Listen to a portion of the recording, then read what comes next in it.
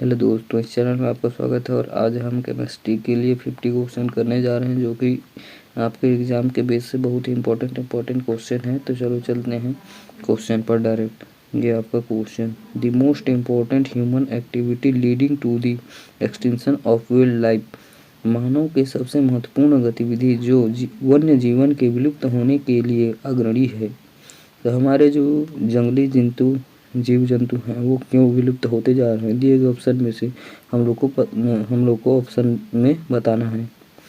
तो जो है देखिए, जितना भी हमारे जीव जंतु हैं, जंगली जीव जंतु, वो जो है अपने जितने भी जैसे उनको सराउंडिंग चाहिए, जैसे वातावरण चाहिए, उनको नहीं मिल पाता है। उसके वजह से जैसे फैक्ट्री पोल्यूशन, इधर का फैक्ट्री पोल्यूशन और भी बहुत सारे ह्यूमन एक्टिविटीज़ जैसे कटिंग ट्रीज और बहुत सारे ऐसे ह्यूमन एक्टिविटीज़ हैं जिसकी वजह से जो है वातावरण में क्या हो रहा है, कमी होते जा रहे हैं, वातावरण चेंज होते जा रहे हैं। उसकी वजह से जो है जैसे अपने अपने जीव जंतु होते हैं उनके हिसाब से उनको सराउंडिंग नहीं मिल पाता है, तो वो लोग क्या होते हैं, समाप्त होते जाते हैं, वो विलुप्त या मर जाते हैं। तो हमारे जो इसका आंसर है, तो उसका आंसर जो होगा ये डी नंबर, प्राकृतिक विन्यास का परिवर्तन और विनाश। तो इसका आंसर क्या होगा, प्राकृतिक विन्यास और परिवर्तन और विनाश। जो इसका आंसर है ये डी नंबर है, alternation and destruction of the natural habitats. जो कि यही है कि हमारे प्राकृतिक में परिवर्तन होते जा रहे हैं, जिसकी वजह से है उनको अच्छी तरह से उनका जो सराउंडिंग है, जैसे जीव जंतु को चाहिए वैसे नहीं मिल पा रहा है, और उनका क्या हो रहा है, विनाश होते जा रहा है। और नेक्स्ट क्वेश्चन पर चलते हैं, 102 number, carbon monoxide is a pollutant because.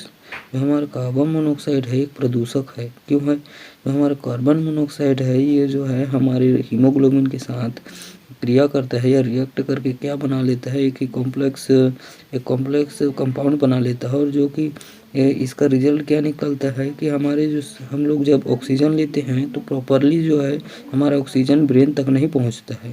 तो इसलिए इसका आंसर क्या हो जाएगा, डी नंबर। इसका आंसर क्या हो जाएगा, डी नंबर। यह रक्त के मिलने वाले हीमोग्लोबिन से क्रिया करता है, इसलिए it react with haemoglobin of blood. Answer number D.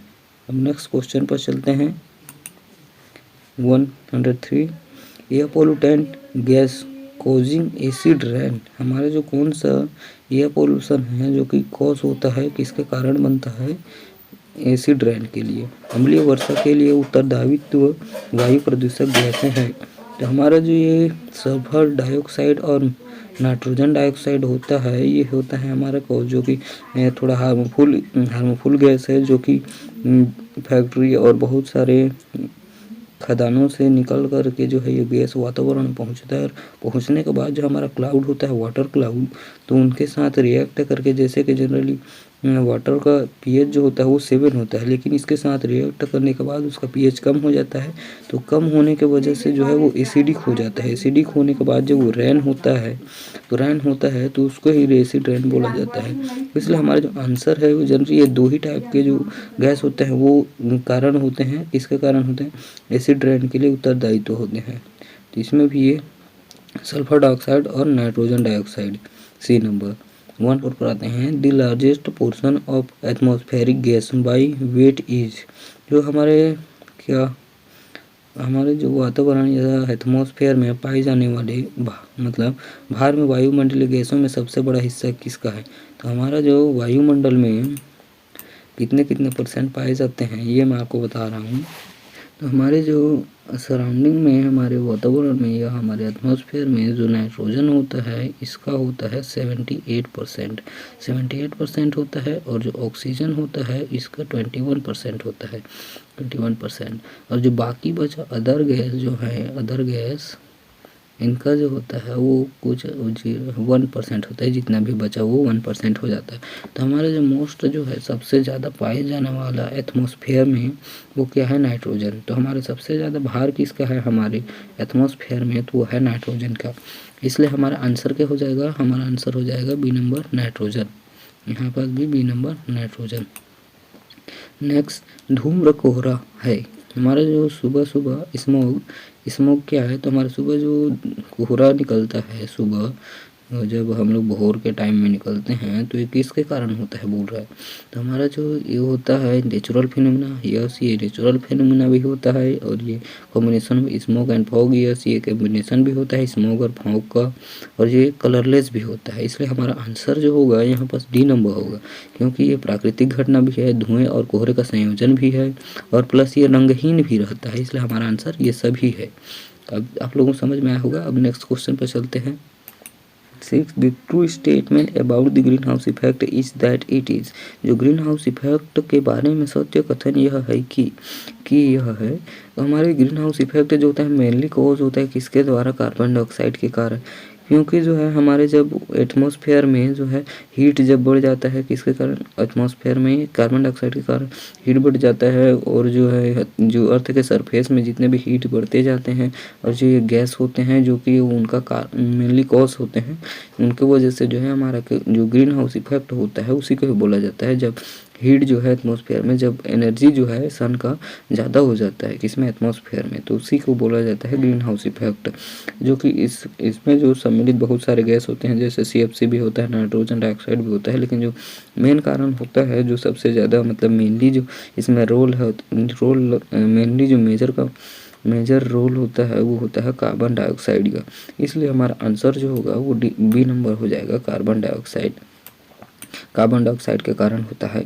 Next question 107। Two neighbour of homologous series differ by, two neighbours of homologous series differ by, दो समीपवर्ती संयोजित श्रेणी में भिन्नता होगी। तो भिन्नता क्या होगी, यहाँ पास मैं आप लोगों को थोड़ा एग्जाम्पल के थ्रू बताता हूँ। मीथेन होता है CH4, तो इसका जो कंपाउंड बनता है तो इसके बीच में समापवर्ती क्या होता है, तो हम लोग कैसे पता लगाएंगे कि जैसे CH3 दूसरा कंपाउंड देख लीजिए CH3CH2CH3, और इसके बाद और एक CH3CH2CH2 फिर CH3। तो हमारे जो बीच में है CH2, ये चीज़ क्या हो जा रहा है, ये इसका क्या है, समवर्ती है, या इंग्लिश में बोला जाए तो ये इसका क्या है, ये नाइबर्स ऑफ हीमोग्लोबिन सीरीज है। जो कि इसका क्या है, इसमें जो है टू नाइबर्स ऑफ हीमोग्लोबिन सीरीज डिफर बाय, जब हमारे जब ये दो कहीं पर डिफर करेंगे तो किसके द्वारा डिफर होता है, तो हमारा जो समीपवर्ती होता है ये CH2 के बॉन्ड से डिफर होता है। इसलिए हमारा आंसर जो हो जाएगा वो क्या हो जाएगा, बी नंबर CH2। हमारे ये B number answer CH2 methane, ये हमारा CH2 हो जाएगा। और इसमें भी क्या हो जाएगा, हमारा answer C number CH2। Next question पर चलते हैं अब 108। The general formula of alkaline is, तो हमारा जो जनरल फार्मूला सामान्य सूत्र क्या है एल्कलाइन का, तो जो हमारा सामान्य सूत्र एल्कलाइन का होता है वो -2 होता है। -2 मतलब CH2 2n -2, ये हमारा सी नंबर आंसर है इसका। क्योंकि एल्कलाइन का क्या होता है, माइनस में होता है, एल्कीन का होता है जो उसके ट्वाइस में होता है। ये जो हमारे ये बी नंबर है ये एल्कीन का है, हमारा ए नंबर क्या है, एल्केन का है। तो हमारा ए नंबर एल्केन है, बी नंबर एल्कीन है, और सी नंबर क्या है, एल्काइन है। हमारे दिए गए ऑप्शन में क्या नंबर आंसर है इसका, सी नंबर आंसर है। फॉर्मूला याद नहीं है तो याद कीजिएगा जी। हमारा नेक्स्ट क्वेश्चन है 109। Complete combustion of hydrocarbon gives, जो हमारा हाइड्रोकार्बन है उसको अगर पूर्ण दहन से प्राप्त होता है, हम लोग जला देते हैं तो हमको क्या मिलता है। तो लीजिए रुकिए एक एग्जांपल से आप लोगों को समझाता हूँ मैं कि हम लोग जब, चलिए मान के चलिए मैं यहाँ पास ले लेता हूँ क्या, प्रोपेन ले लेता हूँ C3H क्या हो जाएगा, 8 हो जाएगा हमारा, C3H8 हो जाएगा। जो कि यहाँ पास प्रोपेन का क्या होता है, 3 होता है, और 3 और प्रोपेन है N है ना, इसलिए हमारा क्या हो जाएगा, +2 हो जाएगा। 3 दूनी 6 +2 क्या हो गया, 8 हो गया। जब इसको हम लोग क्या करते हैं, हम लोग इसको क्या करते हैं, ये बर्न करते हैं, तो किसके प्रेजेंट बर्न करेंगे, ऑक्सीजन। तो ये किसके साथ रिएक्ट करेगा, हमारा ऑक्सीजन के साथ रिएक्ट करेगा। तो हमको क्या देगा, जब ये बर्न होता है तो हमको देता है क्या, कार्बन डाइऑक्साइड प्लस क्या देगा, वाटर H2O। ये देता है। तो हमारा आंसर क्या हो जाएगा, C number, carbon dioxide plus water. हमारा कोई सा भी हाइड्रोकार्बन है जो हमारा रिएक्ट करेगा ऑक्सीजन के संपर्क में, नहीं ऑक्सीजन से क्या करेगा, रिएक्ट करेगा, मतलब हम लोग इसको हीट कर देंगे या जला देंगे तो ऑक्सीजन के साथ रिएक्ट करता है, तब जो कि फॉर्म करता है वो प्रोड्यूस करता है ये कार्बन डाइऑक्साइड प्लस क्या बनता है, कार्बन डाइऑक्साइड प्लस वाटर, ये H2O। हमारा आंसर क्या हो जाएगा, बी नंबर, कार्बन डाइऑक्साइड और वाटर। तो हमारा नेक्स्ट क्वेश्चन है 10 number, the major constituent of LPG is, रसोई गैस का प्रमुख घटक है। जो हमारा रसोई घर में जो LPG रसोई गैस का प्रमुख घटक क्या है, जो हमारा घर में जो LPG गैस होता है उसमें जो है मेजर कंपोनेंट क्या है, मतलब कि सबसे ज़्यादा जो है उसमें क्या चीज़ प्रेजेंट होता है LPG गैस में। तो हमारा जो ये ब्यूटेन होता है वो सबसे ज़्यादा प्रेजेंट होता है, प्रोपेन भी प्रेजेंट होता है, लेकिन जो है यहाँ पास आंसर में ब्यूटेन है, इसलिए सबसे ज़्यादा बोला जाए तो यही है, जो कि कितना % होता है आपका, तो आपका जो प्रोपेन होता है वो 20% होता है, और जो आपका ब्यूटेन होता है वो 80% होता है। आपके LPG गैस में जो है ब्यूटेन 80% होता है, इसलिए हमारा जो आंसर होगा वो हो जाएगा क्या, बी नंबर, ब्यूटेन। यहाँ पर भी बी नंबर ब्यूटेन। तो अब नेक्स्ट क्वेश्चन पर चलते हैं। इस सब atomic particle which has 1 unit mass and 1 unit positive charge is known as, एक परमाणुवीय कण जिसका 1 इकाई द्रव्यमान तथा 1 इकाई धनात्मक होता है। मतलब जो हमारे सब एटॉमिक मतलब एटॉम का भी सब एटॉम में होता है आपका इलेक्ट्रॉन, प्रोटॉन और न्यूट्रॉन। तो इसमें जो है कि इसका जो चार्ज है वो पॉजिटिव होता है बोलो। तो हमारा जो ये प्रोटॉन होता है, डी नंबर प्रोटॉन, ये प्रोटॉन जो होता है प्लस चार्ज को कैरी करता है, मतलब ये प्रोटॉन ही जो है पॉजिटिव होता है, मतलब प्लस चार्ज यही होता है। तो इसलिए हमारा जो आंसर है वो क्या हो जाएगा, प्रोटॉन। हमको यही पूछा गया है कि प्रोटॉन मतलब कौन सा पॉजिटिव चार्ज होता है, 1 यूनिट पॉजिटिव चार्ज, तो हमारा क्या होता है, प्रोटॉन। और न्यूट्रॉन जो होता है इसमें कोई चार्ज नहीं होता है, ये न्यूट्रल होता है। और जो इलेक्ट्रॉन होता है, इलेक्ट्रॉन क्या करता है, माइनस होता है, इसका क्या होता है, माइनस चार्ज होता है। तो अब नेक्स्ट क्वेश्चन पर चलते हैं।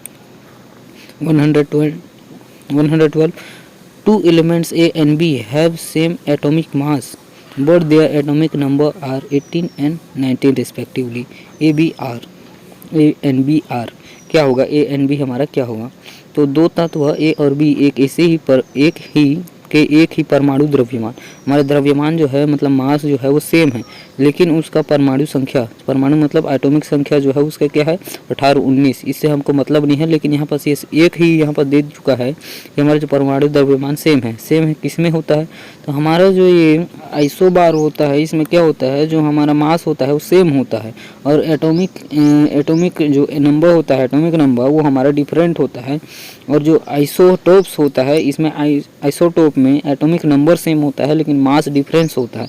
इसलिए हमारा आंसर जो होगा वो क्या हो जाएगा, हमारा आंसर जो होगा ये आइसोबार, सी नंबर हमारा आंसर है। इसको हिंदी में बोला जाता है समभारिक। यहाँ से भार से भी आपको पता ही चल रहा होगा, जो कि यहाँ पर पहले से भार मतलब होता है वजन, सम मतलब इक्वल, आपका जो भार होता है इक्वल होता है, इसी को बोला जाता है समभारिक या इसमें इंग्लिश में आइसोबार्स। नेक्स्ट क्वेश्चन पर चलते हैं। वह एक यहाँ पास देखिए, the electronic configuration of an atom is 281, the number of valence electron is the atom is in the atom is. तो हमारा परमाणु इलेक्ट्रॉन विन्यास क्या दिया गया है, 2 8 और 1। तो हमारा परमाणु में संयोजी इलेक्ट्रॉन की संख्या क्या होगी, संयोजी मतलब हमारा वैलेंस क्या होगा, वैलेंसी क्या होगा। तो देखिए यहाँ पर जो हम लोग किसी मान के चलिए ये हमारा कोई एटम है, तो एटम का जो पहला जो होता है इसका पहला जो सेल होता है इसमें कितने आते हैं, इसमें आते हैं हमारे 2 इलेक्ट्रॉन, और दूसरा सेल में आते हैं हमारे 8 इलेक्ट्रॉन, और जो आखिरी में जो बच जाता है कोई सा भी हो, जैसे फिलअप नहीं हो पाता है पूरा यहाँ पास, तो उसको बोला जाता है वैलेंस इलेक्ट्रॉन, या हिंदी में बोला जाए तो संयोजी इलेक्ट्रॉन। तो हमारे यहाँ पास 2 जो है यहाँ पास आ जाएगा, 2 हो गया यहाँ पास, 2 हो गया, 2 यहाँ पास आता है, तो ये इसका सेल है, इलेक्ट्रॉन जो है फिलअप हो गया इस सेल में। तो हमारा बाकी क्या 8 यहाँ पास फिलअप हो जाएगा, जो कि यहाँ पास 8 रिक्वायरमेंट होता है इस सेल के लिए, तो 8 यहाँ पास भी फिलअप हो गया। तो बचा हमारा क्या, यहाँ पास 8 होता है या 18 होता है, तो हमारा बच क्या गया, 1 बच गया। तो 1 जो होता है ये हमारा क्या हो जाएगा, वैलेंस इलेक्ट्रॉन। तो इसलिए हमारा आंसर जो हो जाएगा वो हो जाएगा सी नंबर, क्या हो जाएगा 1, वैलेंसी क्या हो गई इसका 1, संयोजी इलेक्ट्रॉन इसका क्या हो जाएगा 1। अब नेक्स्ट क्वेश्चन पर चलते हैं जी। तो हमारा नेक्स्ट क्वेश्चन है 114, when an electron drops from high energy level to an low energy level then, मतलब जब एक इलेक्ट्रॉन उच्च ऊर्जा स्तर से निम्न ऊर्जा स्तर में जाता है तब क्या होगा। हमारा जो कोई एक सेल लीजिए, सेल, तो यहाँ से जो ये ऊपर सेल से जब ये ऊपर लेवल से क्या आएगा, डाउन आ जाएगा, जो ड्रॉप होगा तो एनर्जी क्या करेगा, ये एनर्जी को क्या करता है, रिलीज़ करता है। जब ये ऊपर से मतलब जब ये हाई लेवल एनर्जी से क्या होगा, लो लेवल एनर्जी में आएगा तो क्या करेगा, रिलीज़ करेगा, एनर्जी को क्या करेगा, रिलीज़ करेगा। और जब ये नीचे से ऊपर जाएगा, ऊपर लेवल, तो हमारा क्या करता है, एनर्जी को ऑब्जॉर्व करता है। तो इसलिए हमारा आंसर जो होगा, यहाँ पास आंसर दिया होगा B number, energy is released, ऊर्जा जो है मोचित होता है। इसका आंसर क्या हो जाएगा, बी नंबर, एनर्जी रिलीज्ड। 115 पर चलते हैं। The volume of 1 mole of oxygen gas is, 1 mole of oxygen gas ही नहीं, यहाँ पास कोई सा भी 1 मोल ऑफ ऑक्सीजन के जगह नाइट्रोजन भी या कोई सा भी गैस दिया रहेगा, हमारे इसके लिए जो लेते हैं एसटीपी में, वो एसटीपी में लेते हैं 22.4 litre of oxygen at STP, मतलब स्टैंडर्ड टेम्परेचर प्रेशर पर जो है हमारा वॉल्यूम जो होता है वो 22.4 लीटर होता है। ये ऑक्सीजन के लिए ही नहीं, आपको कोई दूसरा भी गैस दिया होगा तो वो भी क्या होगा, 22.4 लीटर। इसलिए हमारे जो आंसर ऑक्सीजन के गैस के 1 मोल की मात्रा जो होगी वो क्या होगी, एसटीपी पर ऑक्सीजन का 22.4 लीटर। ये सी नंबर आपका आंसर हो गया, ये सी नंबर आपका आंसर है। नेक्स्ट क्वेश्चन पर चलते हैं। 116, what chemical bond between two atom is formed the potential energy of the system, जो जब दो परमाणुओं के मध्य रसायन बंध का गठन किया जाता है तो अणु की स्थितिज पोटेंशियल ऊर्जा क्या होगी। जब कोई दो एटम, जब जो है बॉन्ड जो है हमारा किसी दो एटम का बॉन्ड जो है क्या होता है, जब भी बॉन्ड जो है इंक्रीज होता है तो पोटेंशियल डिफरेंस जो है वो क्या होता है, डिक्रीज होने लगता है। जब भी कोई केमिकल रिएक्शन बॉन्ड फॉर्मेशन होता है तब जो है ये जब तक जो है बॉन्ड जो स्टेबल फॉर्मेशन कर लेता है तब तक जो है, जब भी ये जैसे कि हमारा जो है जब तक कि स्टेबल बॉन्ड फॉर्म ना कर ले कोई दो एटम, तब तक जो है इसका जो पोटेंशियल एनर्जी है वो डिक्रीज होने लगता है। और जब स्टेबल बॉन्ड फॉर्म कर लेगा तब जाके जो है ये क्या हो जाएगा, स्टेबल बॉन्ड फॉर्म करने के बाद जो है इसका जो पोटेंशियल एनर्जी होता है वो मिनिमम हो जाता है। और जब जो है इसके बाद अगर जो स्टेबल के बाद भी अगर ये और क्लोज आने लगेगा दोनों एटम, तब जो है इसका पोटेंशियल एनर्जी जो है वहाँ से डायरेक्टली क्या होगा, इंक्रीज होने लगता है। तो यहाँ पर दिए गए क्वेश्चन में जो है हमारा आंसर क्या हो जाएगा कि ड्यूरिंग द बॉन्ड फॉर्मेशन जो है हमारा क्या हो रहा है, स्टेबिलिटी को गेन करता है हमारा जो एटम होता है, तब जो है हमारा आंसर जो होगा वो क्या हो जाएगा, मिनिमम की ओर डाउन होने लगता है। जो हमारा पोटेंशियल एनर्जी है तो मिनिमम की ओर जाएगा तो क्या हो रहा है, डिक्रीज हो रहा है। इसलिए हमारा आंसर क्या हो जाएगा, डिक्रीज, मतलब कम हो जाती है। क्वेश्चन पर चलते हैं 116, आयोनिक कंपाउंड आज जनरली, जो हमारे आयोनिक कंपाउंड होते हैं, आयोनिक यौगिक सामान्यतः क्या होते हैं, ठोस होते हैं, अधिक गलनांक वाले तथा विद्युत के सुचालक होते हैं, या फिर गैस होते हैं, कम गलनांक वाले तथा विद्युत के हीन चालक होते हैं, ठोस या कम गलनांक वाले विद्युत के सुचालक होते हैं, ठोस होते हैं, अधिक गलनांक वाले तथा विद्युत के कुचालक होते हैं। तो हमारे जो जितने भी क्या होते हैं, आयन होते हैं, वो क्या होते हैं, सबसे ज़्यादा मेल्टिंग पॉइंट जो है सबसे ज़्यादा आयन्स का होता है, आयोनिक कंपाउंड का होता है।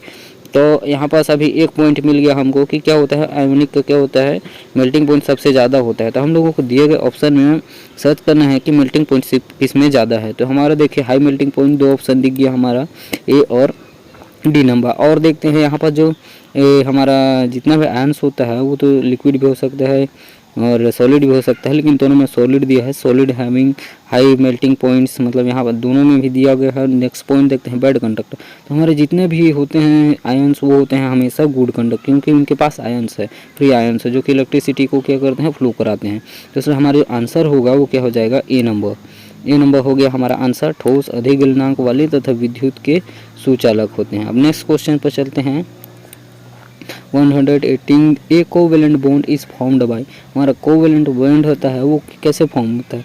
जैसे हाइड्रोजन लीजिए H2O, हाइड्रोजन और ऑक्सीजन, H2O होता है। जो क्या होता है यहाँ पर जो है इसका, अगर हम लोग क्या बनाएं, अगर यहाँ पास डायग्राम बनाता हूँ मैं, यहाँ पास मैं डायग्राम बनाऊँ तो हमारा जो H होता है वो क्या होता है, शेयर हुए रहता है किसके साथ, तो हमारा ऑक्सीजन के साथ। तो यहाँ पर जो ये बॉन्ड बना रहा है वो बॉन्ड क्या है, ये दोनों को कंक्लूड, हम लोग जब इसको काउंट करते हैं तो दोनों को ही काउंट करते हैं, दोनों इलेक्ट्रॉन को, ये दोनों इलेक्ट्रॉन को काउंट करते हैं। तो किसके द्वारा हो रहा है, शेयरिंग के द्वारा। तो हमारे दिए गए ऑप्शन में जो बी नंबर है, sharing of electrons contribute by both atoms, मतलब दोनों को गिनना और क्या है, शेयर करना। तो दोनों परमाणुओं के योगदान में दिए गए इलेक्ट्रॉनों की साझेदारी से। तो हमारा आंसर जो होगा वो क्या हो जाएगा, sharing of electron, B number. तो हमारा आंसर क्या हो गया, बी नंबर। अब नेक्स्ट क्वेश्चन पे चलते हैं। नेक्स्ट क्वेश्चन 119 पे चलते हैं। Which type of reaction takes place when an iron nail is dropped in solution of copper sulphate. एक लोहे की कील को कॉपर सल्फेट के विलयन में डुबोया जाता है तो किस प्रकार की अभिक्रिया होती है।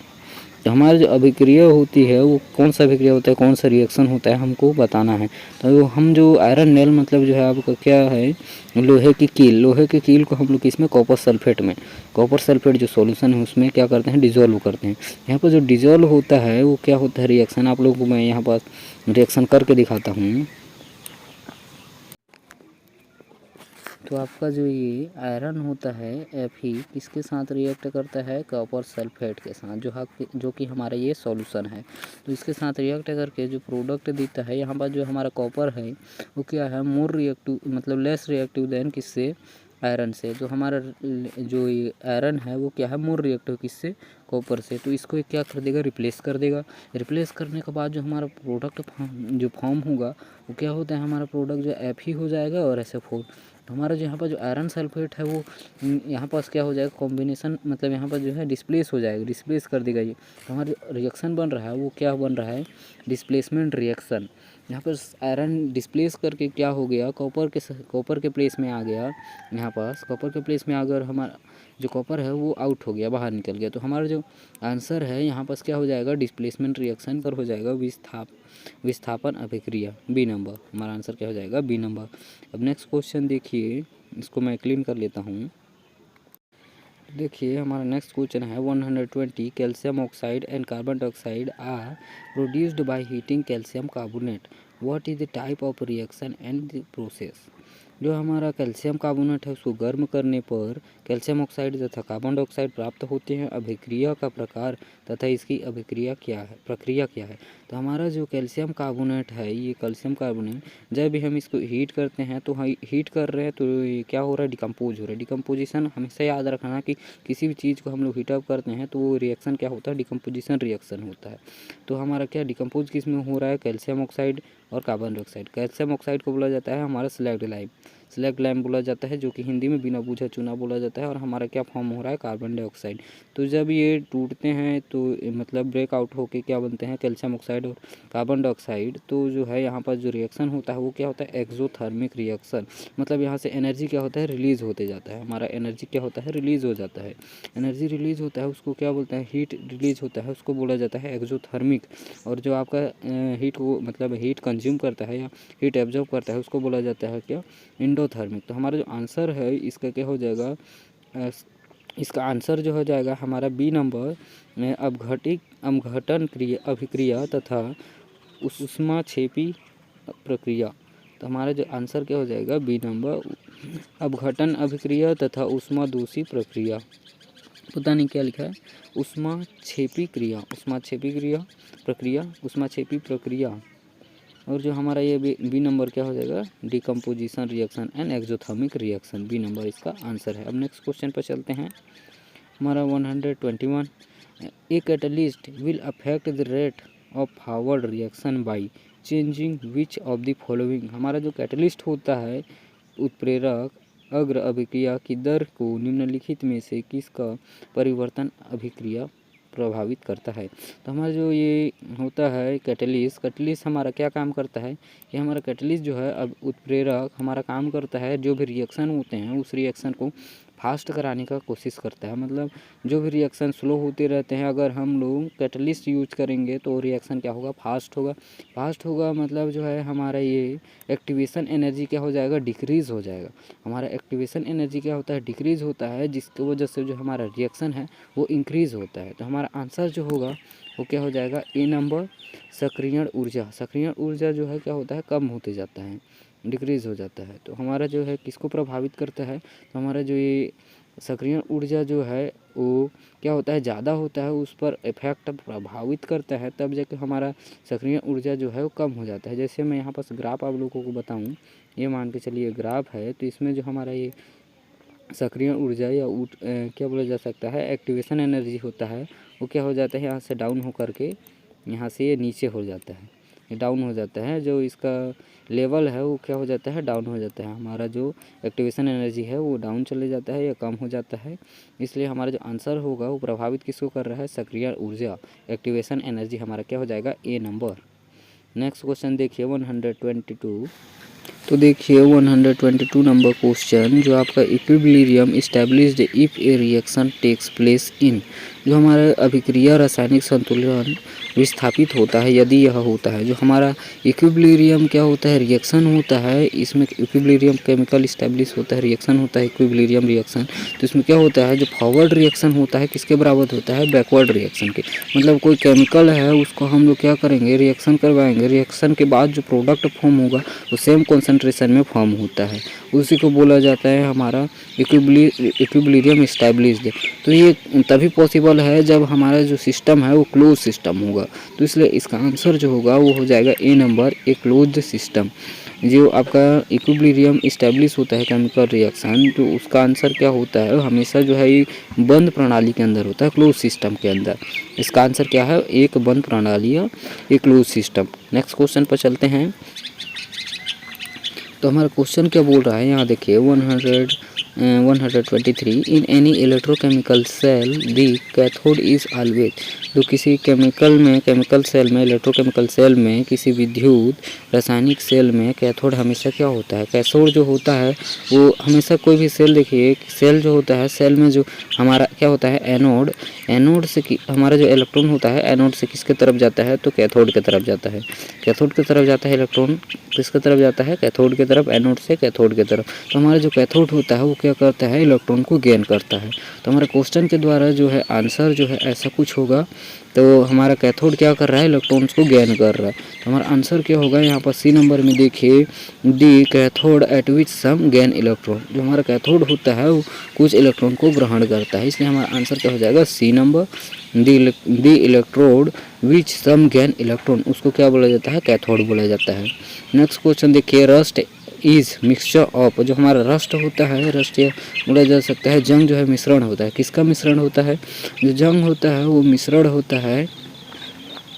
तो हमारा जो आयरन होता है, आयरन ऑक्साइड होता है, वो हमेशा कब किसके फॉर्म में होता है, तो Fe2O3 के फॉर्म में होता है। जब भी ऑक्सीजन के साथ रिएक्ट करता है तो Fe2O3 बनाता है, और क्या बनाता है, आयरन हाइड्रोक्साइड बनाता है, तो FeOH3। तो इसका आंसर जो है जंग मिश्रण जो किसका होता है, वो होता है हमारा Fe2O3 तथा FeOH3, FeOH3 whole OH3, yes. तो हमारा आंसर है इसका क्या हो जाएगा, Fe2O3 एंड FeOH3 है। यहाँ पास क्या है, 3 है, हमारा ये आंसर है। अब नेक्स्ट क्वेश्चन पर चलते हैं। When lead storage battery discharge, जब लेड संग्रहण बैटरी निर्वाह डिस्चार्ज होता है तब। यहाँ पास मैं आप लोगों को रिएक्शन के थ्रू बताता हूँ, जो कि रिएक्शन ऐसा कुछ होगा, किसी भी बैटरी में रिएक्शन जब होता है तो होता है क्या, एनोड और कैथोड। तो हमारा जो एनोड होता है उस पर क्या है, यहाँ पर रिएक्शन होगा। जो हमारा जो लीड है पीबी, वो रिएक्शन करता है किसके साथ, यहाँ पर जो होगा हमारा क्या, जो सॉल्यूशन होगा वो सॉल्यूशन कौन सा होगा, H2SO4 में जो कि सल्फ्यूरिक एसिड होता है, वो यहाँ पास किसके, आयन का प्रेजेंस, आयन के फॉर्म में प्रेजेंस होगा, जो कि यहाँ पास H जो है 4H+ आयन के रूप में प्रेजेंट होगा, और जो हमारा सल्फेट है वो सल्फेट किस में प्रेजेंट होगा, SO4 2- के रूप में प्रेजेंट होगा। यहाँ पर जो है ये इसके साथ ये हमारा जो लीड है, लीड रिएक्ट करेगा, रिएक्ट करके क्या करता है, यहाँ पास लीड ऑक्साइड बना लेता है, मतलब लीड आयन बना लेगा। लीड आयन और इलेक्ट्रॉन क्या होगा, निकाल देगा, इलेक्ट्रॉन निकाल देगा और हमारा प्रोडक्ट जो फॉर्म होगा वो फॉर्म होगा जो यहाँ पर किसके साथ रिएक्ट करेगा, H2SO4 के साथ रिएक्ट करके जो बना लेता है वो क्या बना लेता है, लीड सल्फेट PbSO4 बना लेगा। और जो हमारा कैथोड है, कैथोड पर रिएक्शन होता है, वो रिएक्शन होता है कैथोड पर जो हमारा है रिएक्टेंट, वो रिएक्टेंट जो होता है वो होता है हमारा lead oxide PbO, lead oxide. ये रिएक्शन करता है, यहाँ पर जो हमारा हाइड्रोजन होता है वो आयंस के रूप में प्रेजेंट होता है, जो हमारा सल्फर है वो 4-2 में प्रेजेंट होता है। तो हमारा जो यहाँ पर जो रिएक्शन होगा ये किसके साथ रिएक्ट करेगा, लीड ऑक्साइड।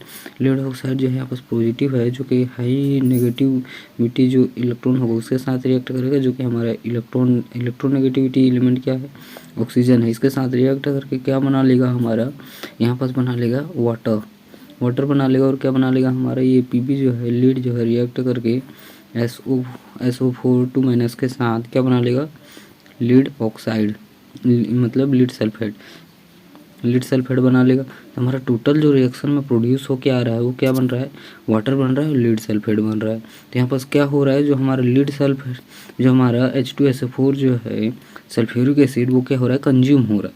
तो हमारे दिए गए ऑप्शन में से डी नंबर जो है वो राइट आंसर हो जाएगा, क्या, is consumed, H2SO4 is consumed. हमारा सल्फ्यूरिक एसिड है वो क्या हो रहा है, कंज्यूम हो रहा है, जो कि हिंदी में बोला जाए तो यहाँ निर्वाहन हो रहा है।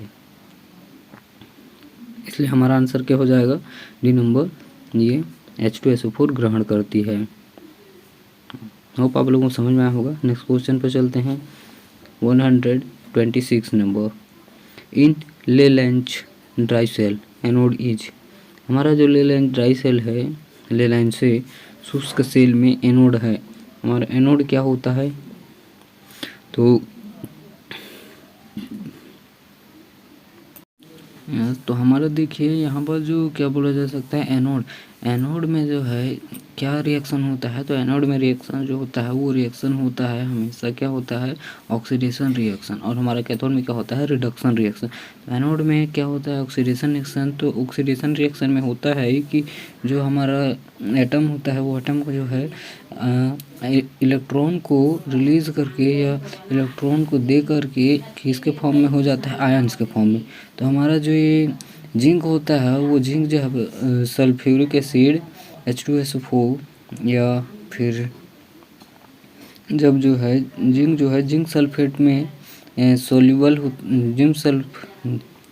जब जिंक सल्फेट सॉल्यूशन में डाला जाता है तो हमारा जिंक जो है क्या करता है, एक इलेक्ट्रॉन रिलीज कर देता है और क्या बना लेता है, यहाँ पर Zn+ बना लेता है।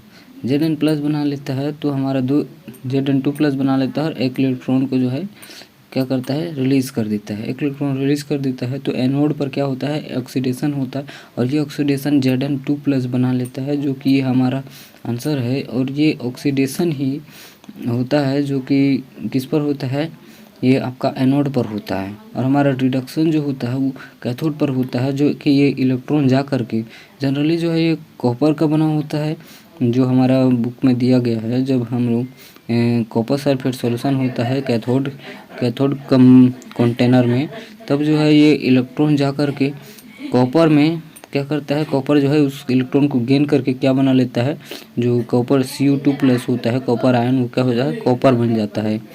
तो इसलिए हमारा जो आंसर है वो क्या हो जाएगा, Zn+। मतलब हमारे एनोड में जो प्रेजेंट होता है वो इलेक्ट्रोड क्या प्रेजेंट होता है, जिंक प्रेजेंट होता है। तो हमारा जो जिंक जो है वो क्या है, ऑक्सीडेशन कराता है और क्या है, इसका आंसर जो है वो जिंक हो जाएगा, जो कि हमारा क्या है, एनोड का इलेक्ट्रोड है। एनोड का इलेक्ट्रोड क्या है, जिंक होता है, इसको याद रखिएगा। हमारा आंसर क्या हो जाएगा, सी नंबर, जिंक कंटेनर। अब नेक्स्ट क्वेश्चन पर चलते हैं। सल्फेट है AgSO4। तो हमारा जो Ag होता है वो क्या होता है, आयंस के फॉर्म में प्रेजेंट होता है, और जो हमारा सल्फेट होता है वो SO4 2- के फॉर्म में प्रेजेंट होता है। और जो है यहाँ पर जो हमारा रिएक्शन होता है वो एनोड पे क्या होता है, एनोड पे जो होता है वो होता है जो हमारे ये SO4 माइनस यहाँ पास आता है, एनोड की तरफ अट्रैक्ट होता है। और जो हमारे पास यहाँ पास वाटर मोलिक्यूल होते हैं वो प्रेजेंट होते हैं यहाँ पास OH माइनस के फॉर्म में। और जो हमारा HO2 जो है HO2 वो फॉर्म होता है OH माइनस, और जो है हमारा H बच गया एक वो H प्लस में फॉर्म होता है। तो यहाँ पास इनमें से ये दोनों में से हमारा जो OH है वो एनोड की तरफ अट्रैक्ट होगा, मतलब यहाँ पास OH भी यहाँ पास अट्रैक्ट हो रहा है। हमारा जो कैथोड बचा है तो कैथोड पर जो है यहाँ पास Ag प्लस यहाँ पास बच गया, तो ये Ag प्लस किसकी तरफ अट्रैक्ट होगा, तो यहाँ पास Ag प्लस जो है हमारे कैथोड की तरफ अट्रैक्ट होगा। और यहाँ पास क्या प्लस बचा, तो हमारा हाइड्रोजन प्लस बचा, हाइड्रोजन भी किसकी तरफ अट्रैक्ट होगा, तो कैथोड की तरफ अट्रैक्ट होगा। यहाँ पास जो देखिए यहाँ पास जो है यहाँ पास जब भी एनोड में क्या होता है, एनोड में जो है हमारा एनोड में है ऑक्सीडेशन होता है, एनोड में ऑक्सीडेशन होता है, कैथोड में रिडक्शन होता है। यहाँ पास ऑक्सीडेशन होता है मतलब जो है ये अपना इलेक्ट्रॉन दे देते हैं, ऑक्सीडेशन में इलेक्ट्रॉन लूज करते हैं और रिडक्शन में इलेक्ट्रॉन ले लेते हैं। यहाँ पास जो है ये 2 इलेक्ट्रॉन दे देगा, 2 इलेक्ट्रॉन देने के बाद जो है हमारा क्या कर लेगा, यहाँ पास ये Ag सिल्वर जो है क्या कर लेगा, इलेक्ट्रॉन लेकर के क्या बना लेता है, Ag सिल्वर बना लेता है। और ऐसे ही यहाँ पर देखिए यहाँ पर रिएक्शन में जो है दोनों में से सिर्फ एक ही एलिमेंट या एक ही एटम ही क्या करते हैं, पार्टिसिपेट करते हैं। और यहाँ पास वही पार्टिसिपेट करेगा जिसका जो है रिएक्टिविटी सीरीज में ऊपर होता है। तो यहाँ पास देखिए हमारे इन दोनों में जो है रिएक्टिविटी सीरीज में रिएक्टिविटी सीरीज में डाउन में होता है, नीचे में होता है, वही पहले रिएक्शन में यहाँ पास पार्टिसिपेट करे। तो हमारा जो सिल्वर होता है ये क्या होता है, नीचे होता है, H प्लस से Ag जो हमारा होता है वो नीचे होता है। तो इसलिए यहाँ पास जो Ag यहाँ पास कैथोड में रिएक्ट करेगा और हमारा जो ये OH है वो पहले रिएक्ट करेगा, क्योंकि सल्फर के बाद ही ये नीचे में आता है। हमारा OH होता है रिएक्टिविटी सीरीज में देखा जाए तो हमारा जो OH होता है OH माइनस वो बाद में आता है। इसलिए यहाँ पास क्या करेगा, ये हमारा OH इसके बाद पहले मतलब यहाँ पास पहले रिएक्ट करेगा, पहले रिएक्शन के बाद जो है जब ये OH जो है रिएक्ट करेगा तो क्या बनाएगा, हमारा जो है OH रिएक्ट करेगा यहाँ पास एनोड के पास, तो हमारा जो OH है वो फॉर्म करेगा क्या, ऑक्सीजन फॉर्म करेगा प्लस वाटर फॉर्म करेगा। क्या फॉर्म करेगा, ऑक्सीजन और वाटर, और प्लस क्या करेगा यहाँ पास हमारा इलेक्ट्रॉन रिलीज कर देगा। तो जो है यहाँ पास सबको इक्वेशन को बैलेंस कर लेते हैं। देखिए मैं इक्वेशन को बैलेंस कर देता हूँ। तो हमारा OH है यहाँ पास कितना दे रहा है, O2 दे रहा है, तो यहाँ पास 2 लगा देते हैं। यहाँ पास कितना इलेक्ट्रॉन भी निकल रहा है, यहाँ पास हाइड्रोजन 2 है तो हाइड्रोजन 2 है, तो यहाँ पास कितना है, 1 है, 2 है, H2 है, O2 भी है, और यहाँ पास इलेक्ट्रॉन भी निकल रहा है, मतलब इसको हम लोग 4 कर देते हैं। तो अब देखिए ये बैलेंस हो चुका है, जो हमारा ये ऑक्सीजन 2 निकल गया, बाकी क्या H2 भी आ गया, और हमारा कितना बच गया, इलेक्ट्रॉन 4। तो यहाँ पास जो है हमारा 4OH जो होता है, यहाँ पास से 2 ऑक्सीजन निकल चुके और 1 ऑक्सीजन 3 निकल चुका, और बचा क्या, 1 ऑक्सीजन, जो कि यहाँ पास जो है 2 मोलिक्यूल ऑफ ऑक्सीजन यहाँ पास भी अब निकल चुके। तो हमारा ये इक्वेशन बैलेंस हो चुका है। 4 इलेक्ट्रॉन यहाँ पास से ऑक्सीडेशन के द्वारा 4 इलेक्ट्रॉन देता है, और हमारा जो Ag होता है वो 4 इलेक्ट्रॉन ले लेता है। तो हमारा जो यहाँ पास हो रहा है वो मेन जो प्रोडक्ट फॉर्म कर रहा है वो प्रोडक्ट क्या फॉर्म कर रहा है, ऑक्सीजन और सिल्वर, क्योंकि वही रिएक्टिव में पार्टिसिपेट करते हैं रिएक्शन में यहाँ पास, जो कि रिएक्टिविटी सीरीज में नीचे होते हैं। तो यहाँ पास 2 आयन्स हैं नेगेटिव में, 2 आयन्स कौन कौन से हैं, हमारे 2 आयन्स जो हैं यहाँ पास हैं कौन कौन से हैं, तो हमारा ये वो SO4 2 माइनस है और OH माइनस है, यहाँ पास ये नीचे में है। हमारा जो रिएक्टिविटी सीरीज में बोला जाए चाहे लेस रिएक्टिव होता है वो OH माइनस होता है, इसलिए पहले रिएक्ट करेगा। और जो रिएक्टिविटी सीरीज में नीचे होता है यहाँ पर देखिए यहाँ पास हाइड्रोजन के बाद आता है हमारा जो सिल्वर होता है, इसलिए यहाँ पास जो है ये पहले यहाँ पास जो क्या करेगा, इलेक्ट्रोलिसिस में पार्टिसिपेट करके इलेक्ट्रोलिसिस कर लेगा, यहाँ से इलेक्ट्रॉन गेन करके क्या बना लेगा, Ag बना लेगा। तो हमारा जो मेन जो है आंसर निकल के आ रहा है वो आंसर क्या निकल के आया, ये क्या प्रोडक्ट फॉर्म कर रहे हैं, यहाँ देखिए ऑक्सीजन बना रहा है और क्या बना रहा है, सिल्वर। इसलिए हमारा जो आंसर जो होगा वो आंसर होगा हमारा क्या, हमारा आंसर जो होगा वो हो जाएगा, यहाँ पर देखिए आंसर दिया गया है हम लोगों को D नंबर सिल्वर और ऑक्सीजन। सिल्वर और ऑक्सीजन चांदी धातु डी नंबर में है चांदी धातु तथा ऑक्सीजन। हमारा आंसर हो जाएगा डी नंबर। अब नेक्स्ट क्वेश्चन पर चलते हैं। इसको मैं क्लीन कर लेता हूँ। क्वेश्चन बहुत ही थोड़ा कॉम्प्लिकेटेड टाइप से है, इसलिए आप लोग इसको सर्च कीजिए और जानिए कि ये कैसे हुआ रिएक्शन, क्योंकि थोड़ा और अच्छे से डीपली में समझेंगे तो ये आपके लिए बेहतर होगा। नेक्स्ट क्वेश्चन पर चलते हैं। 128 select the incorrect statement about the chemical reactivity at electrode during electrolysis. यहाँ बस विद्युत अपघटन के दौरान इलेक्ट्रोडों पर रासायनिक अभिक्रिया के बारे में कौन सा कथन सत्य है।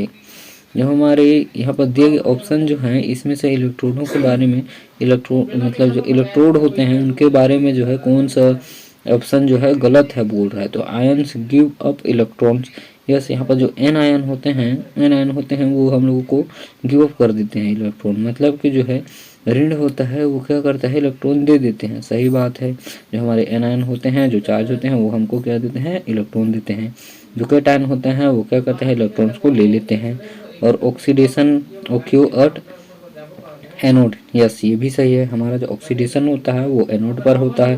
Proton transfer occur eight reaction, यहाँ पास प्रोटॉन का जो है कोई काम नहीं होता, इसलिए हमारा जो आंसर है वो क्या हो जाएगा डी नंबर। इनकरेक्ट है ये डी नंबर क्या है इनकरेक्ट है, इसलिए हमारा आंसर क्या हो जाएगा डी नंबर। अब नेक्स्ट क्वेश्चन पर चलते हैं। 129 with rise temperature the conductance of A solution of an electrolyte is generally, वृद्धि के साथ एक विद्युत अपघटन के विलयन की चालकता सामान्यतः जो हमारा तापक्रम में वृद्धि होता है, जब क्या होता है टेम्परेचर इंक्रीज होता है तो कंडक्टेंस ऑफ सॉल्यूशन क्या होता है हमारा जो कंडक्टेंस क्या होता है सॉल्यूशन का बोला जा रहा है। इसमें क्या इफेक्ट पड़ता है हमारा कंडक्टेंस पे जब इसका तापमान क्या होता है इंक्रीज होता है। हमारा जो इलेक्ट्रोलाइट होता है इलेक्ट्रोलाइट, तो इसमें क्या होता है हमारे इलेक्ट्रोलाइट में आयंस प्रेजेंट होते हैं, प्लस भी होते हैं और क्या होते हैं माइनस भी प्रेजेंट होते हैं। तो हमारा जो टेम्परेचर इस पर क्या प्रभाव पड़ता है, तो हमारा जो टेम्परेचर होता है जब राइज हो जाता है अप हो जाता है हमारा टेम्परेचर, तो नंबर ऑफ आयंस होते हैं वो भी क्या हो जाते हैं अप हो जाते हैं, इंक्रीज हो जाते हैं। तो यहाँ पर जो हमारा टेम्परेचर है वो डायरेक्टली प्रोपोर्शनल किसके होता है वो कंडक्टेंस के होता है। कंडक्टेंस के जो हमारा होता है किसके कंडक्टेंस या विद्युत अपघटन, इसका विद्युत घटक के विलयन के चालकता के किसके होता है कंडक्टेंस के डायरेक्टली प्रोपोर्शनल होता है हमारा टेम्परेचर। तो हमारा टेम्परेचर डायरेक्टली प्रोपोर्शनल कंडक्टेंस के, तो हमारे यहाँ पास क्या होगा दिए गए ऑप्शन देखिए, दिए गए ऑप्शन जो है हमारा विथ राइज इन टेम्परेचर, हमारा जो टेम्परेचर है वो राइज होता है उसके साथ क्या होता है हमारा कंडक्टेंस इंक्रीज होता है, इसलिए हमारा आंसर क्या हो जाएगा बी नंबर बढ़ जाती है। नेक्स्ट क्वेश्चन देखिए 130 विच of the following is not good conductor, हमारे दिए गए ऑप्शन में से जो है कौन सा गुड अच्छा निम्नलिखित में से कौन सा एक सुचालक नहीं है। हमारे दिए गए में सब ही क्या है CU मेटल, कॉपर मेटल तो हमारा बहुत अच्छा क्या है जो कि जनरली घरों में यूज होता है वायर्स में, वो क्या है कॉपर मेटल है जो कि गुड कंडक्टर है। NaCl यहाँ पास तीनों ऑप्शन में देखिए, अब NaCl यहाँ पास B, C, D तीनों में क्या है एनुअल हमारा NaCl दिया गया है। यहाँ पास एक्वस सॉल्यूशन में है, मोल्टेन में है और सॉलिड में है। तो हमारा जो है ये सॉलिड होता है, सॉलिड में क्या है आयंस फ्रीली नहीं होते हैं। हमारा देखिए एक्वा सॉल्यूशन और मोल्टेन स्टेट में क्या है हम लोगों को आयन जो है फ्रीली मूव करने को मिल जाएंगे, लेकिन इसमें जो है उतना अच्छा से कंडक्टेंस जो है कंडक्टर में इलेक्ट्रिसिटी फ्लो नहीं हो पाएगा, क्योंकि यहाँ पर जो आयन्स होते हैं वो फ्री नहीं होते हैं। यहाँ बस जितने भी आयन्स होते हैं वो क्या सॉलिड है मतलब सब अलग अलग एक तरह से क्रिस्टल के फॉर्म में है। जो NaCl है वो क्या होते हैं यहाँ पर जो आयन्स हैं वो फ्रीली नहीं होते हैं, इसलिए हमारा जो आंसर हो जाएगा क्या हो जाएगा डी नंबर NaCl सॉलिड जो कि सॉलिड के रूप में प्रेजेंट होता है। तो सोडियम क्लोराइड जो कि ठोस में प्रेजेंट होता है वही क्या है हमारा आंसर है। नेक्स्ट क्वेश्चन देखिए 131 which of the following statement is not correct statement about the trend when going from left to right across the periodic table. इसमें से देखिए यहाँ पर नोट पर ध्यान दीजिए, नोट पर जो हमारा है आवत सारणी के बाएं से दाएं चलने पर निम्नलिखित में से कौन सा कथन सही नहीं है। नहीं को याद रखिएगा, ये चीज़ जो है बहुत दिमाग में नहीं आता है बहुत बार। नेक्स्ट अभी ऑप्शन देखते हैं। चलिए ऑप्शन देखिए, the element become less metallic in nature. जब हम लोग क्या इधर लेफ्ट से क्या जाते हैं, राइट की ओर जाते हैं, इधर जाते हैं मतलब लेफ्ट से राइट की ओर जाते हैं, तब जो है हमारा element becomes less metallic. Yes, ये तो सही है। हमारा जो है मेटालिक जो है इसमें क्या नेचर, मेटालिक जो है क्या होता है, मेटालिक वाला नेचर क्या होता है, कम होते जाता है, जो कि इधर क्या हो जाते हैं, नॉन मेटल्स प्रेजेंट होते हैं। और जो हमारा सी नंबर है देखिए, B number, the number of valence electron increase. हमारा जो वैलेंस इलेक्ट्रॉन है वो क्या होता है, इंक्रीज होता है। तो सही बात है, हमारा वैलेंसी क्या होता है, इंक्रीज होते जाता है। क्योंकि देखिए हाइड्रोजन देखिए, हीलियम देखिए, यहाँ पास हाइड्रोजन के पास क्या होता है, एक होता है, हीलियम के पास क्या होता है, दो होता है। कभी नेक्स्ट देखिए C number, the atom lose their electron more easily. Yes, ये सही नहीं है। हमारा जो है इलेक्ट्रॉन क्या है, लूज कर देते हैं, atom there electron lose, atom lose their electron more easily. बहुत जल्दी से इजीली से वो लोग अपना लूज नहीं करते। क्योंकि वो तो इधर चलने पर क्या होते हैं, इनर्ट गैस मिलते हैं हम लोगों को, जो कि क्या होते हैं, स्टेबल होते हैं। जो कि हमारा आंसर सही होगा, जो कि गलत होगा, मतलब गलत होगा नहीं, जो कि इनकरेक्ट है वही हमारा क्या है, सही है। डी नंबर देखिए, the oxide become more acidic. Yes, ये सही है। वो क्या हो जाएगा, सी नंबर हो जाएगा। सी नंबर इसमें देखिए, हिंदी में देखिए परमाणु, यहाँ पर देखिए हमारा क्या हो जाएगा, आंसर सी नंबर हो जाएगा। और यहाँ परमाणु आसानी से अपने इलेक्ट्रॉनों का निष्कासन नहीं करते। क्यों नहीं करते, क्योंकि वो इधर लेफ्ट से राइट करते जाएंगे तो उसका जो है इलेक्ट्रॉन क्या होता है, बैलेंस होते जाता है। जो आखिरी में प्रेजेंट होते हैं, जो आखिरी ग्रुप के होते हैं एलिमेंट, वो क्या होता है, पूरा स्टेबल होते हैं, इनर्ट गैस होते हैं, जो कि इजीली रिएक्ट नहीं करते। इसलिए इजीली अपना बैलेंस इलेक्ट्रॉन क्या करते, लूज नहीं करते। इसलिए हमारा आंसर क्या हो जाएगा, C number. Easily, more easily क्या करते हैं, नहीं करते, लूज नहीं करते। Atoms lose their electron more easily, जो कि क्या है, गलत है। नेक्स्ट देखिए, which scientist gave law of octaves. हमारे दिए गए ऑप्शन में से जो है कौन सा साइंटिस्ट है जो कि हमको दिया है अष्टक का नियम। अष्टक का नियम, ऑक्टिव्स, लॉ ऑफ ऑक्टिव्स कौन दिया है, तो हमारा जो है न्यूलैंड सर जो है हमारे क्या हैं, जो हमारे न्यूलैंड सर हैं, इसने हमको क्या कराया, इंट्रोड्यूस कराया लॉ ऑफ ऑक्टिव्स को। जो कि ये जो है कब किया है, जब हम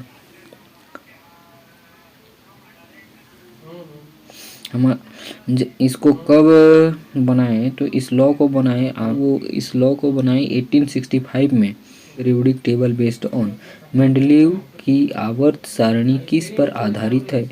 तो मेंडलीव जो है क्या है, साइंटिस्ट हैं जो कि पीरियोडिक टेबल बनाए थे। तो पीरियोडिक टेबल जो है, उनका पीरियोडिक टेबल किस चीज़ पर आधारित था, किस पे बेस था, जो कि बनाया गया था base increasing order of mass, increasing order of atomic mass पर था। मतलब मास मतलब वेट। तो हमारा ए हो जाएगा आंसर इसका, परमाणु भार पर। जो हमारे मेंडलीव सर थे वो पीरियोडिक टेबल बनाए थे, जो कि इंक्रीजिंग ऑर्डर में मास को बनाया था। Increasing order of mass of their atom, उनके जो भार थे उनके इंक्रीजिंग ऑर्डर पर जो है क्या बनाए थे, सारणी बनाए थे।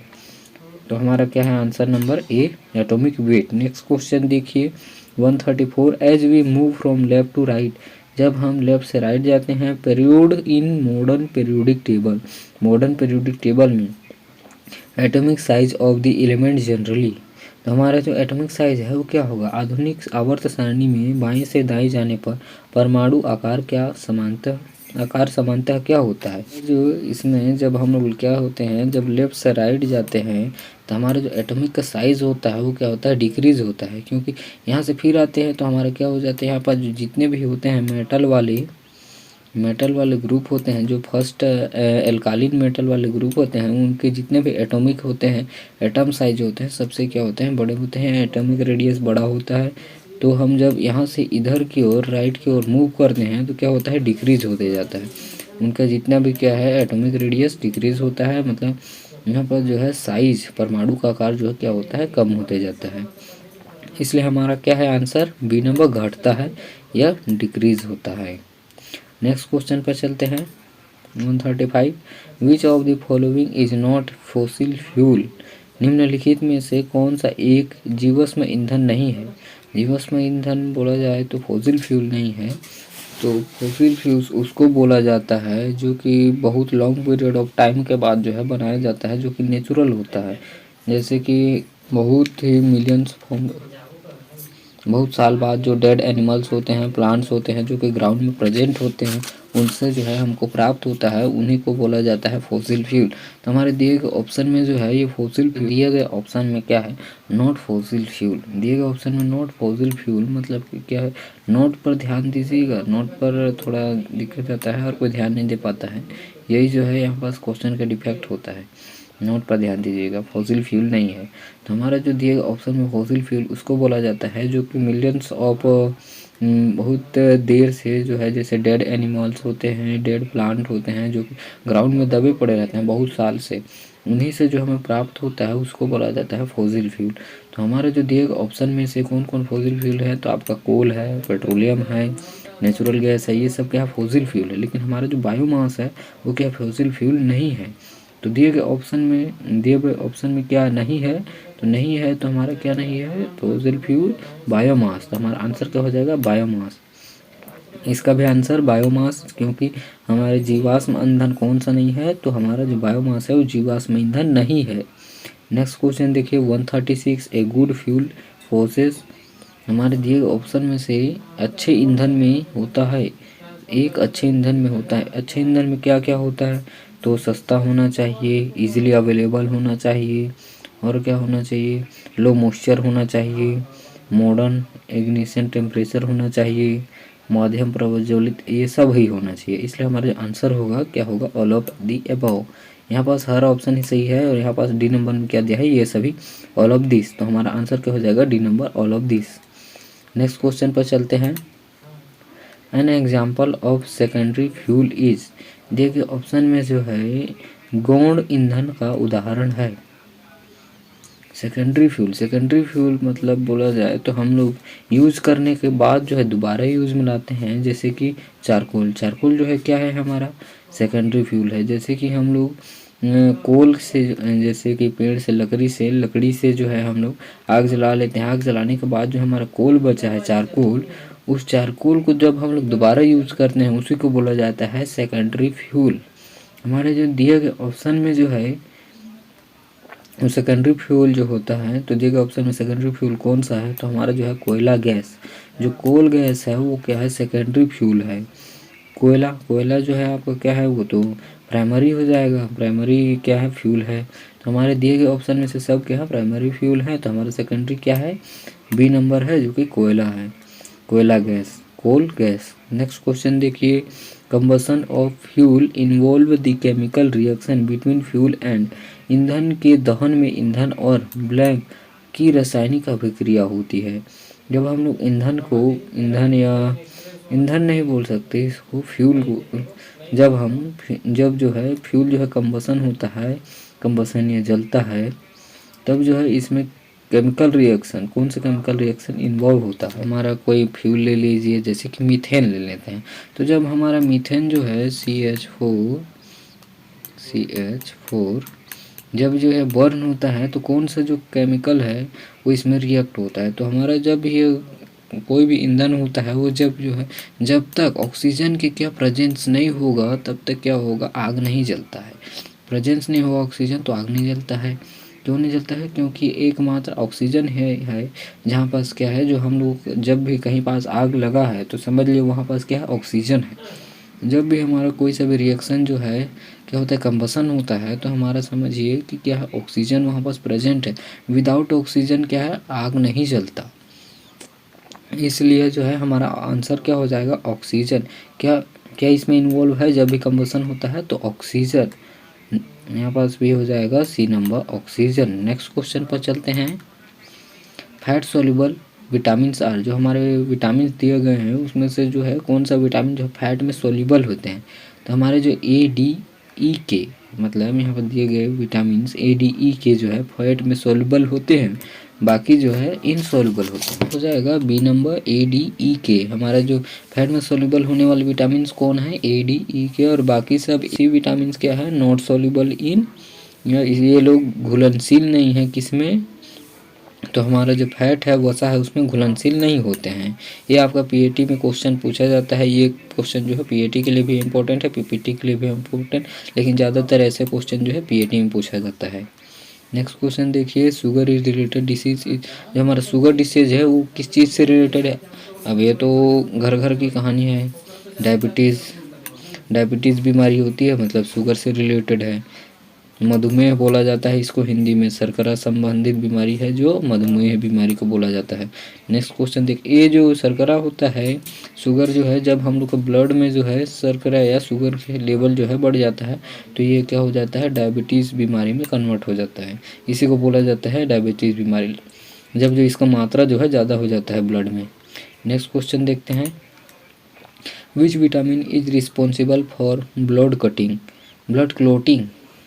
हमारा जो रक्त थक्का जमाने के लिए कौन सा विटामिन जो है सहायक होता है? तो हमारा जो विटामिन के है ये जो है रक्त का थक्का जमाने में क्या होता है, सहायक होता है, विटामिन के। और ये जो कहाँ पाया जाता है, तो हरी सब्जियों में जो कि पाया जाता है। हमारा जो विटामिन के है वो हरी सब्जियों में पाया जाता है। नेक्स्ट क्वेश्चन देखिए 142, iodine is essential for prevention of which disease. जो हमारा आयोडीन होता है वो कौन सा डिसीज़ के लिए प्रिवेंशन करता है, रक्षा करता है? तो आयोडीन है किस बीमारी के से रक्षा के लिए आवश्यक होता है? हमारा जो आयोडीन है वो किस बीमारी के लिए रक्षा के लिए सहायक होता है? तो हमारा जो कमज़ोर क्या होता है, नहीं, ये ए नंबर है, ये क्या है, गोइटर या घेंघा रोग बोलते हैं इसको। हिंदी में आप लोगों को सुना होगा, घेंघा रोग के लिए क्या चीज़ करते हैं, आयोडीन यूज करते हैं। इसको इंग्लिश में बोला जाता है गोइटर डिसीज़। तो हमारा ये आंसर क्या हो जाएगा, गोइटर, या हिंदी में बोला जाए तो घेंघा रोग। जो कि हमारा ये आयोडीन है वो इस चीज़ को, बीमारी को क्या करता है, बचाता है इस बीमारी से होने के लिए। जो कि ये आयोडीन जो है इस बीमारी ना होने के लिए हम लोग के लिए बहुत ही इसेंशियल है और बहुत ही आवश्यक है। नेक्स्ट क्वेश्चन देखिए 143, विच of the following give maximum energy in metabolic process. हमारे निम्नलिखित में से कौन सा उपापचय की प्रक्रिया में सबसे अधिक ऊर्जा उत्पादन करता है? ये प्रोटीन, वसा, विटामिन, कार्बोहाइड्रेट। तो हमारे जो है सबसे ज़्यादा जो देता है वो है पहले लिपिड्स। हमारे आंसर है वो क्या है, लिपिड, जो कि वसा बोला जाता है। वो सबसे ज़्यादा बोला जाए तो लिपिड्स देता है। उसके बाद जो है हमारा लिपिड्स के बाद जो है कार्बोहाइड्रेट के बाद प्रोटीन के बाद जो है विटामिन्स देता है। सबसे ज़्यादा बोला जाए तो ये जो है सबसे ज़्यादा देता है, और हम लोग इसका यूज कभी नहीं कर पाते हैं। जो कि यूज ना करने की वजह से वसा फैट जो है एनर्जी बच जाता है, जो कि फैट जो है बच जाता है, और क्या होता है, इसको चर्बी बढ़ा देता है हमारा। तो जब जो है ये यूज हो जाता है तो चर्बी क्या होता है, कम होने लगता है। हमारा सबसे ज़्यादा एनर्जी जो है इसी से होता है, और सबसे पहले एनर्जी हम लोग इसको लेते हैं, एनर्जी ये कम होगा, फिर इसको यूज करते हैं, फिर इसका यूज करते हैं, फिर आखिरी में इसका यूज करते हैं। और सबसे ज़्यादा एनर्जी जो है हमको कौन सा देता है, तो हमारा वसा देता है। नेक्स्ट क्वेश्चन देखिए, which process is not natural part of carbon cycle. दिए गए ऑप्शन में से जो है हमारा कौन सी प्रक्रिया कार्बन चक्र का स्वाभाविक हिस्सा नहीं है? कार्बन चक्र का स्वाभाविक हिस्सा या डायरेक्टली नहीं है, जो कि जो है combustion through forest fire, animal breathing, using fossil fuel, rotting of leaves. जंगल के आग लगने से दहन, जानवरों द्वारा सांस लेना, जीवाश्म का ईंधन उपयोग करना, पत्तियों का सड़ना। तो हमारे आप लोग यहाँ पर देख ही सकते हैं, जंगल में आग लगेगा तो हमारा कार्बन तो यहाँ पर रिलीज होगा ही होगा, कार्बन डाइऑक्साइड। और जानवरों का सांस लेना, जब जानवर सांस लेंगे तो क्या है, कार्बन डाइऑक्साइड ही छोड़ेंगे। जीवाश्म का ईंधन उपयोग करना, हम लोग जो कोई ईंधन उपयोग करते हैं तो वहाँ पास भी क्या है, कार्बन से रिलेटेड, वहाँ पास भी कहीं ना कहीं तो कार्बन डाइऑक्साइड या कार्बन मोनोऑक्साइड निकल ही रहा होगा। और डी नंबर देखिए, पत्तियों का सड़ना। तो पत्तियों का सड़ना में इसमें क्या है, कुछ चीज़ यहाँ पर रिलेटेड नहीं है इससे। पत्तियों के सड़ने से हमको क्या लेना देना है, इसलिए जो हमारा आंसर है वो क्या हो जाएगा, डी नंबर।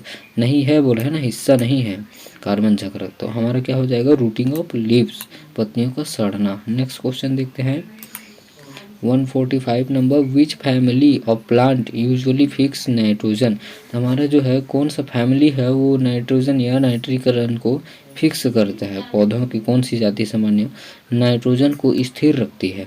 हमारा जो होता है लेग्यूम फैमिली जो कि चनों में पाया जाता है, फलीदार पौधों में पाया जाता है, वो जो है फली बोला जाता है इसको, फलीदार पेड़ों में पाया जाता है।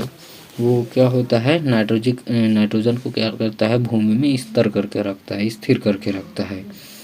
इसलिए हमारा आंसर क्या हो जाएगा, फली या लेग्यूम्स।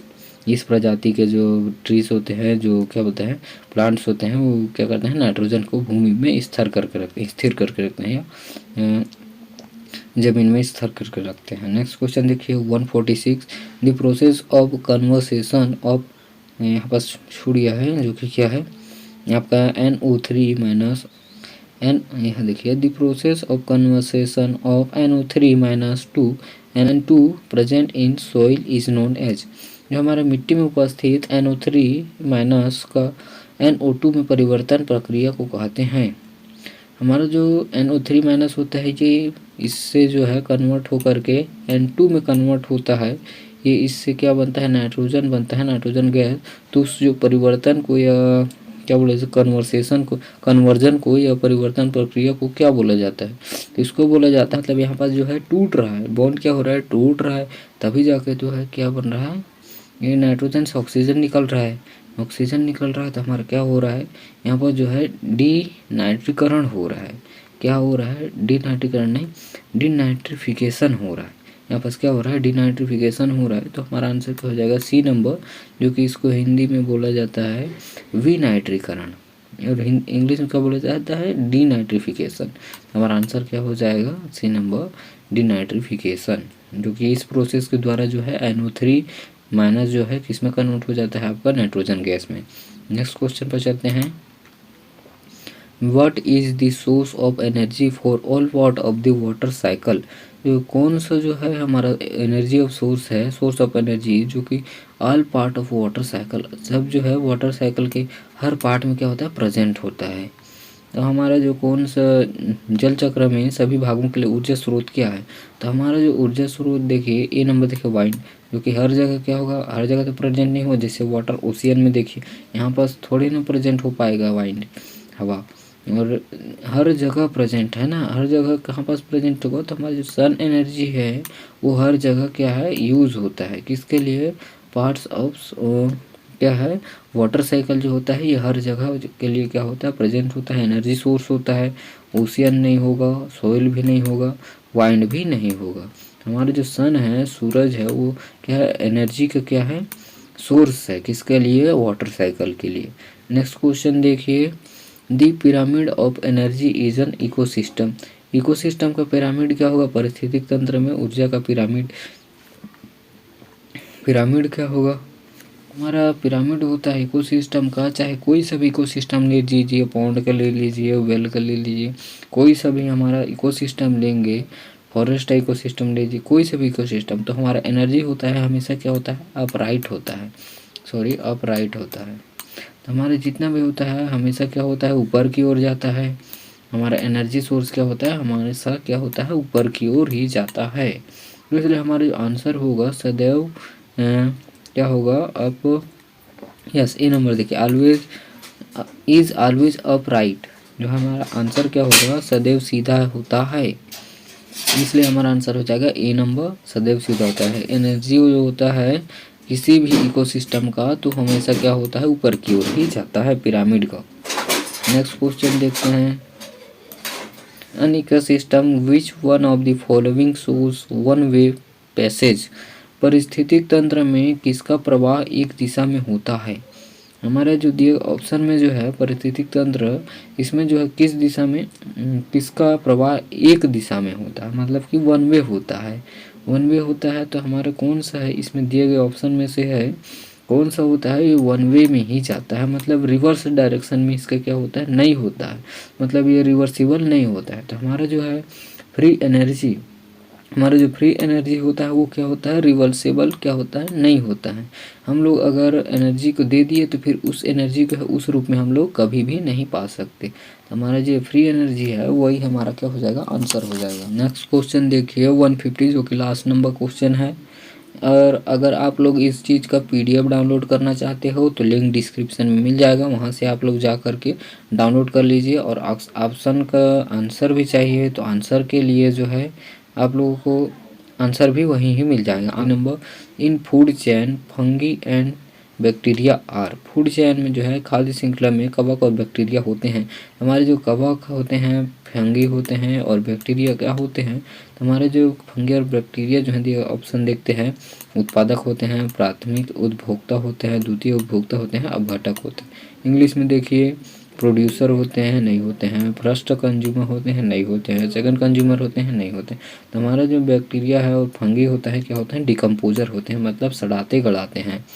किस चीज़ को, कोई भी सभी चीज़ को सड़ाते गलाते हैं, वही क्या होते हैं, फंगी और बैक्टीरिया होते हैं। अपघटक बोला जाता है इसको हिंदी में।